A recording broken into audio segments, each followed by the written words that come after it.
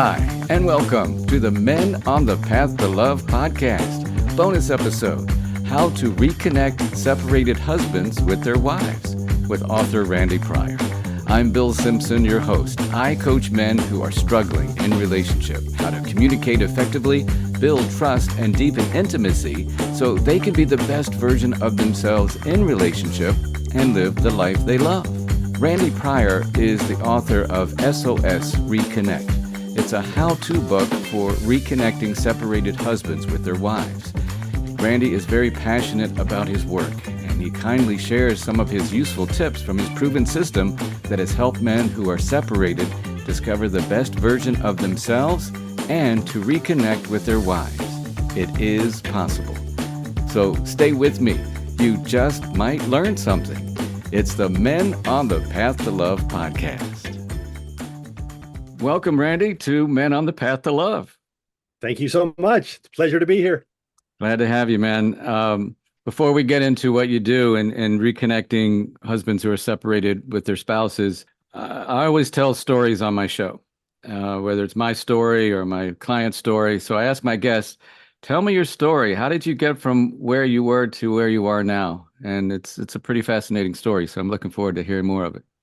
Yeah, absolutely. Yeah, I had a 40-year career as a professional comedy magician and juggler, believe it or not. Wow. And it was great. I had a great time. And the last 7 years, my wife and I were on cruise ships all over the world, and that was awesome.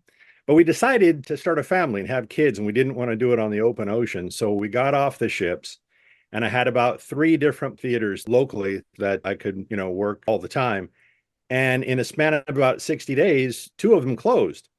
And, we had just had our second child. So I dove into work and admittedly worked too hard. We're taught if you want to be a good husband, you need to become a good provider. So I did that. And unfortunately, I did too much of that.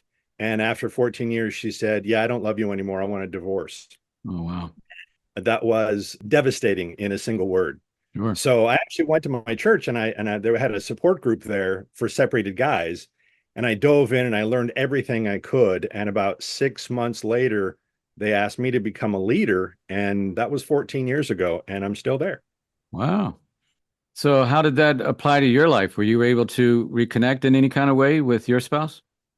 Yeah. As it turns out, I was like most guys. I waited until after she said, I don't love you anymore. I want a divorce. And then I reached out for help. Gotcha. So although we got our friendship back, she started dating immediately and got remarried and all that kind of stuff. Fortunately, and this isn't necessarily the goal of separated guys, but we eventually became not only good friends, but she and her husband are 2 of my best friends. And Wow. that's something that I could do, on my own. I mean, I got to be honest, my life is 1,000% better than it used to be because I learned all these things. Right now, I've got joy and peace and significance and, things that I didn't realize were even more important than, a happy wife. Well, I can relate as someone who's been through 3 divorces, Wow. of course, and now, I'm friendly and connected with my exes or 2 of the 3. My first one, I'm not. And that's been a work in progress, and we're in a really good place right now. And I've been with my wife now for 15 years, having to go through all the bumps and obstacles of navigating relationships from past wounds and all those things that come into play to find a really amazing relationship right now. So I feel grateful for that. You've written a book called the S.O.S Reconnection Method. Is that right? Yeah, S.O.S Reconnect. The first S is for stop pushing her away. O Ah, is for open communication. And the last S is surround yourself with a group of godly men who can support you and have already been through it, so you have some accountability. And that's what works. so take us through the process. Do I come to you when I am separated and not legally divorced, or is it more after the divorce, or maybe it's all of the above? How would it work? Yeah, it is all of the above. I've got clients that were just in a very bad, struggling marriage, but weren't separated. Mm-hmm. Most guys that I help are separated, but we even have one of our guys was divorced for 2 solid years, and he just wanted to become a better version of himself. So he joined the program, and through a set of very interesting circumstances, he and his ex-wife are now back together again. Wow. of the things that he learned and put into practice. Wow. So, it's pretty fascinating. And to answer your question, when they usually find me, they read the book. It's only $5.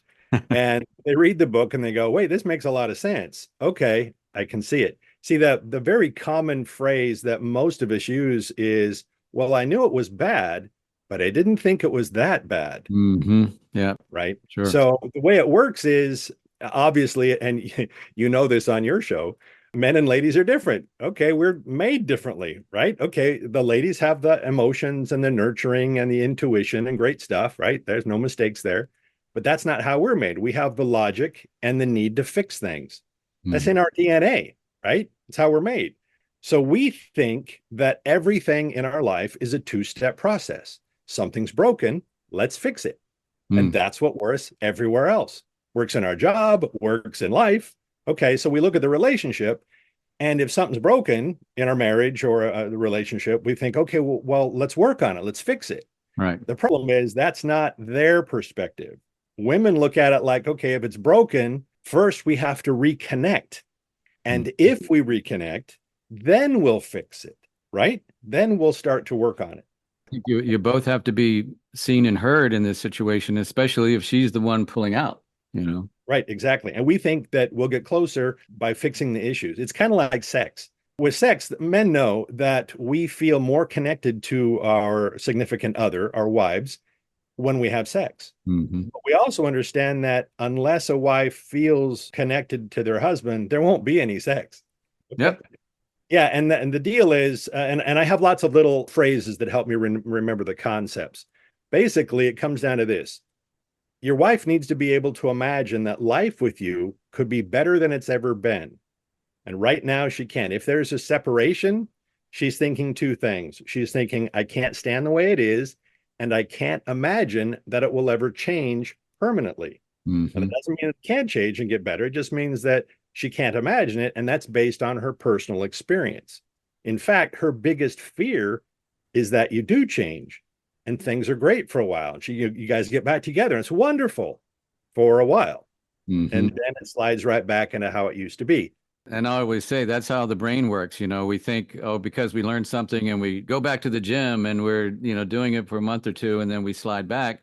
That's just human nature. That's what we do. Right. It's exactly what we do. And that's what she's afraid of. Here's what I help my guys with. I know this is going to sound harsh, but if you're separated, you have to look at it this way. Your wife is not coming back to you. She's not coming back to you. She may go forward with you, but she's not going backwards. Oh, got it. Every time you suggest counseling, therapy, working on the marriage, or working on yourself, that feels unsafe to her because it represents going backwards. So that's why it doesn't work. You can't think, how do I win my wife back? Mm. You don't. It's that simple. You don't go backwards. You become the best version of yourself that you can be, 100% focus on yourself, and she can start to look at you differently. That's what you want her to do. If you want your wife to look at you differently, you have to give her something different to look at. Absolutely. I always say too that it starts with us. It starts with ourselves first and making those improvements, those changes for you and for the relationship. Right, exactly. Yeah. Yeah. My other phrase that I wish I could turn into a wall-sized poster, it's very simple, but it really is this. You have to have an attitude of, if it's important to you, it's important to me. You Mm. have to go there, right? And if you demonstrate that, not talk about it. I mean, stop talking. Really, if you're separated, stop talking. It's Hmm. all about actions. It's all about showing her. Okay. And once you can show her that if it's important to you, it's important to me, once she can see that and she believes it, she's not going anywhere. Why would she? Yeah. And I love that. If it's important to you, it's important to me. I had an image and dating coach on a few episodes back, and the wife wanted the husband to do the imaging change and and learn a little bit about how to communicate and things like that. And his answer was, well, it was important to her. So it became important to him. And then he got great benefit out of it. And then it became important to him. Yeah. Excellent. Yeah. Yeah. Yeah. You can start by listening. A lot of guys will say, well, what's the first thing I need to do? Yeah. Okay. Listen. And I agree with Stephen Covey. He says most people don't listen with the intent to understand, they listen with the intent to reply. Exactly. I'm the poster child for that. 14 years of marriage. For some reason, I thought it was important that I could come up with the answer to her problem while she was explaining the problem. Problem Man, solved. Yeah. right? Okay, I get a badge for that or something or a star. Okay, the problem is I'm never fully there. I'm not giving her my full attention. Half of my brain is thinking about the fix instead of giving her my full attention and then trying to figure out, does she really want my input, which is often a really great question, or Yeah. does she want to vent? Hmm. And yeah, and it's nice if they could preface it by saying, I just want to vent versus I want you to solve my problem. And then it's up to us if that's not happening, is to say, do you want my input or do you just want me to listen? Yeah. And even that's better than not. It's actually better to ask that question. Want my input? Because I can be here for you and just listen. Right. Right. Men will be surprised at how many times they just want to be heard. Yeah. And you can't even solve the problem unless they feel heard, you know. Yeah. And I say that a lot too. And if you can listen to whether it's repeating it back what she says or make sure she knows that you understand where she's coming from, and then vice versa, then you can start to chip away at the problem. Right. Absolutely. Yeah. And I know in the world it says marriage is 50-50. It takes two people to work on this. Mm. Well, okay. But how about this? Instead of thinking it's 50-50, it's actually 100-100. I like that. You can work on yourself. Mm. And that has an influence and that can change everything. When she sees that you're working on yourself 100%, and she has nothing to do with that, you don't need her participation. You just Right. want to become the best version of yourself. That's what we help guys with. And she can start to look at you differently. She can start to imagine that life is better. She sees that you're listening. There's all kinds of things that she can go, wow, I really like this new guy. I like this, we call him 2.0, right? Yeah, That's so you great. see, and I know you've heard this before. I firmly believe that any two people can solve or at least manage any issue as long as they're on the same page. Once you reach a place of like a separation, you're not only not on the same page, you're not even in the same book. And if you're headed for divorce, you're not even in the same library. And that's what we have to fix. Yeah. We got guys back on the same page. And that means get healthy first before trying to fix the issues. And what's the first step for that? Like, how do you get them on that path? Yeah. The first step is also the hardest. If you really want to fix this, you got to stop trying to fix this. And where else on this planet does that work? Hope that it gets better? No, no, no. That's not what I'm saying. No, you actually get to work on yourself. You can read the right books, you can watch the right videos, you can join the right small group. There's all kinds of things that you can do that have nothing to do with trying to fix the problems and the issues. Those are easy. Once you get back on the same page, it's not like they solve themselves, but if you're on the same page, they want to help, they want to fix it as well. And then it's really easy. You have to get out of your own way. So I'm thinking about that first step. And okay, now I'm taking that step to get myself healthy, mentally healthy, and all those things, emotionally healthy. Um, how do I convey that to her? I don't want to say, see, I'm changing because then that's not going to work. What do you recommend with that? Yeah, you absolutely don't say, hey, look at me. Right. You have to show it to her. I started doing a thing called reconnecting about 14 years ago. And it started out because my kids were pro mom and anti dad right Mm. after the divorce. They didn't want to talk to me at all. Hmm. So I actually went to Disneyland. I used to work there and I used to take the kids all the time when they were real small. And so I went all the way to the back of the park, turned around, and I noticed that there was no sign anywhere. I happened to be in Critter Country, what it was called, and there's no sign. So I just took a picture of it and I sent it to each of my kids. They were, I think, 9 and 11 at the time. So naturally, they had their own cell phones. Hmm. So I just sent a picture and I just said, where am I? Right. I didn't say, oh, I miss you. I love you. We should get back together. We should be with your father 50%. All those pressure statements, nothing. Right. Just sent a picture and said, where am I? Well, within 5 minutes, my oldest sent back, you're in Critter Country, Dad. Come on, you can do better than that. And it was on. For the next 2 hours, I played a game with my kids. And all I did was make the clues harder and harder. Just took a picture and sent it to them. That was it. Wow. No pressure whatsoever. So I developed something called reconnecting. And reconnecting is about, it's an outreach. It's about texting, But it's not about texting the way that we regularly think of it. As you well know, texting can be very dangerous. Right. No inflection. There's Yeah. not, right? Misinterpretation, all that. Yeah. Right. Right, right. There's nothing. So you don't use texting as engagement. You're not trying to get her to do anything to engage with you. If you're separated, there's a good chance that when you send her a text, her phone lights up and she sees your name and she probably clenches up, right? She's thinking, Yeah. oh, Oh, crap. there he goes again. How about instead, and this is what reconnecting is, it starts by making a top 10 list. Make a list of 10 things, the top 10 things that your wife is really into. She's passionate about her hobbies, her interests, but you have nothing to do with it. It's not about things that the two of you have done together. That's manipulation. Right. But if I'll just make something up. If she loves to garden, I would say be very specific about these top 10 things. Okay. Not just gardening. What's her favorite part of gardening? Well, she really loves roses. Okay, what kind of roses? Well, her favorite are blue roses. Okay, great. Then you go to Google and maybe go to Google News and you look up blue roses, and there'll be a bunch of articles about there, right? All about how to do blue roses. Okay, I don't know the first thing about it. So you read a couple of articles and you find one that you know she would love, and you grab the link and you send her the link. But all you say is, check this out. Hmm. That's it. You don't say, hey, did you get it? Hey, I thought I knew you'd like this, right? Knock it off. Slow down. It can say, check this out. You can say, did you see this? And that's rhetorical. You don't need an answer to that. Right. Look what I found. Those are all good things. Okay. Mm-hmm. So you send her a text without any pressure. You're not expecting engagement. You're not even expecting an answer. It's kind of like a delivery system. It's a little gift, a little present. You're Mm-hmm. basically letting her know that you are thinking of her because this is very personal to her, but without the pressure of, hey, can we talk? Okay, first of all, gentlemen, never say we need to talk, right? There's so many ways to engage someone without saying we need to talk. Well, I mean, Right. you're on the defensive automatically when that Right. comes up. Yeah. Right. You're leaning back. Okay, how about if you say, hey, can I run something by you? That's lean in. Mm-hmm. Hey, can I get your feedback on something? Hey, can you help me? Those are all lean in. Those are like, yeah, how can I help? Right. Mm-hmm.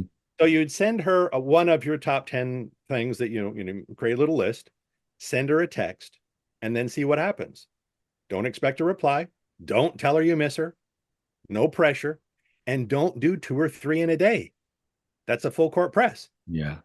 right? She's going to be backing off, going, whoa, whoa, whoa, dude, slow down. Stop, leave me alone. And I can imagine the guy who's really eager to reconnect, and he does the one thing. It requires a lot of patience for him to contain himself from doing exactly what you said. Right. And that's one of the most important aspects, qualities that you can learn. In the Bible, it says love is patient, love is kind, it does not envy, it does not boast. We hear that at weddings, right? If you notice, the very first one is patience. Love is patient. Mm. It's even before kindness. Mm-hmm. So, yeah, now would be a really great time to learn patience. So you'd send her one text. Now, if she replies pretty quickly with a thumbs up or, hey, thanks or whatever, okay, then you can start doing that. But I would back off of trying to fix it until she invites you to start to work on it. Right. So kind of detach from Yes. anything other than I'm sending this to her, and don't get upset if she doesn't text you right back, or maybe it's 2 or 3 days, maybe not at all. Right. Right. Maybe not at all. That's okay because this is a one-way street. This Right. is sending her something because it's the right thing to do, not to try and engage. The problem that us men have is that two-step process, right? Something's broken, we have to fix it, and we Mm-hmm. get all nervous about that. Okay, we get anxious about that. Mm-hmm. Let go. You have to let go and just do it because it's the right thing to do. I mean, that's really what it comes down to. If she sees and sees you doing things for her, she will know that it's a manipulation. She will also know that it's temporary. Right. So if you become the best version of you because it's the right thing to do, and you learn some great stuff, maybe you help other people, right? We call it service, not to get her attention, not waving, hey, look at me. That's not it. You want to become the best version of you. That has nothing to do with her, but that happens to be the single most attractive thing that you can do.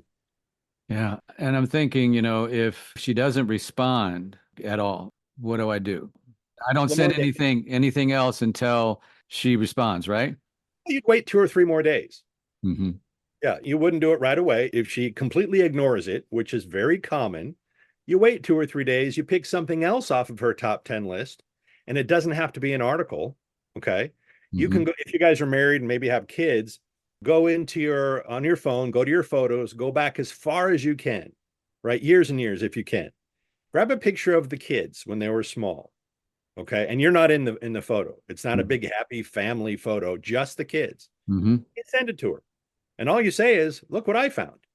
Because Mm. I don't know any parents that wouldn't want another picture of their kids from long ago, even if it's already in your phone. You still want a picture of the kids, right? Right. But don't say, look what we did, right? That's manipulation. Yeah. And that's the hardest part for us guys is to let go, be very careful to not manipulate. In fact, one of my clients, this was years ago, he was very curious. His wife didn't reply to him. And I said, well, what did you send her? Well, I sent her a picture of the two of us on vacation in Australia 2 years ago. I Oh said, no. okay, that's manipulation. Yeah. You're trying to get her to think of better times, right? And she could smell it a mile away. Right. Going back, as you said. Yeah. Right. Right. Mhm. It's not about going back. It's not about, hey, look at me. Right. Send her a link to something that you are doing. Hey, look at me. Not at all. Yeah, Not and at all. and the relationship moving forward, it's not going to be anything where it was going back. It just can't. It can't be. You have to stop trying. One of my clients had a situation. His wife was in an active affair. She was seeing somebody else. As a matter of fact, putting it on the family calendar on the refrigerator that she'll be gone this weekend. Mm, And he knew what that was about. right. And he joined our program. And we said, okay, but you can't stop her from doing anything. As soon as you cross the street over to her side, you're dead. It'll go south. Yeah. So instead, he works on himself. We help him out. He just becomes a great guy and a great dad. I think his daughter was like 7 years old at the time. He became a terrific father. Okay. And after about, I think it was almost 2.5 months of just pure working on himself, every time the wife was gone for the weekend, he'd have a daddy daughter date and take her to, pancake breakfast and do all kinds of fun stuff. And every Good. time he came home, she noticed that their daughter was really happy that she got to spend time with dad. Okay, I would say about 10 weeks later, we helped him out and gave him the right words to say. Basically, he said, hey, listen, this situation isn't working for me. So I found an apartment. It's not too far away because I still want to spend time with our daughter. And that's what I'm going to do. And she said, hang on, wait a second. I've seen what you've been doing. I've seen your changes and I really like it. But how do I know that it's going to stay this way? Right. And he was smart enough to give the proper reply. You can't say, oh, I promise I'll never be blah, blah, blah. That's junk, right? No, he said, well, I got to be honest with you. I like my new direction. I love what I've been doing. So I'm never going back, but I don't expect you to believe that. Maybe you should trust what you see. Well, he Good. picked up the phone, called off the affair, and they reconciled. And they're still together today, doing great.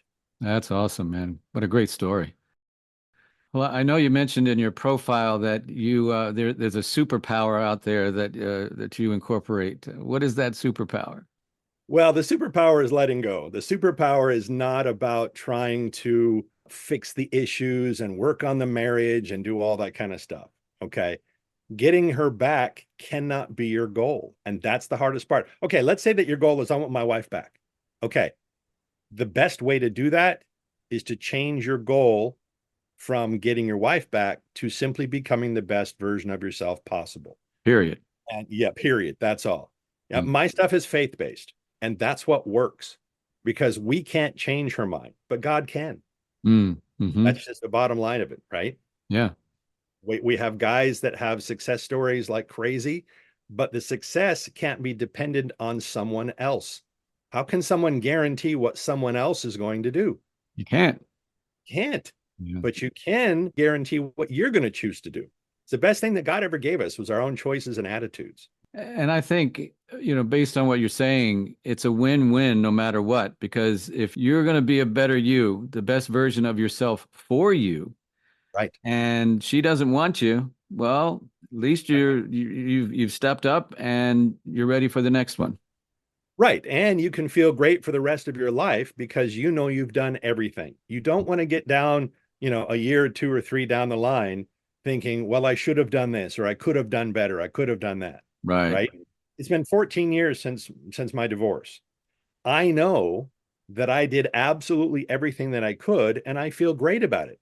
Now, my ex-wife and I have presentations that we give at churches on forgiveness. Okay, Mm. well, she and I and her husband and I are, they're two of my best friends. Yeah. But that doesn't happen because I'm trying really hard. That's not how this works, Right. right? You have to let go and say, okay, success for me is having peace and having joy. And this is much more important. What we're talking about is much more important than your marriage. Mm. If you've got kids, where are they going to learn this stuff? Right? It Yeah. wasn't modeled to me. Nope. Okay, so this goes to your kids and to their kids. So when you get really healthy, that is the absolute best thing that you can give your kids is a healthy dad. Yeah, it's like win, win, win. Win for you Exactly. and your ex or your, newfound spouse or whatever, and good for the family as well. Yeah. Exactly. Yeah. And if you don't mind, I would love to offer a free consultation to all of your audience. They Sure. can book a free reconnection planning session. Either I'll do it myself or one of my support coaches. You can just go to my website, randypryor.com, and just sign up for it. We'll be glad to help because my heart goes out to anybody who has to go through any kind of separation. It's Yeah. rough. Yeah. I feel you. I've been through it a lot, and that's why I'm here too, to help empower these men to be the best version of themselves, like you said. Uh, Good. I'm going to have your contact information in the show notes. So if someone is not writing it down right now, it's in the show notes and they'll have that. Any last words you want to share with us before we part? Sure, absolutely. You can do this. It is possible, but you Hmm. don't base your behavior on her behavior. You're not nice to her when she's nice to you. You, Mm.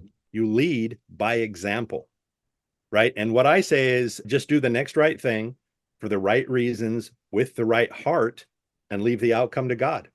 Amen, brother. I appreciate that. Randy, thank you so much for reaching out and wanting to be on this show. I think you're doing incredible work.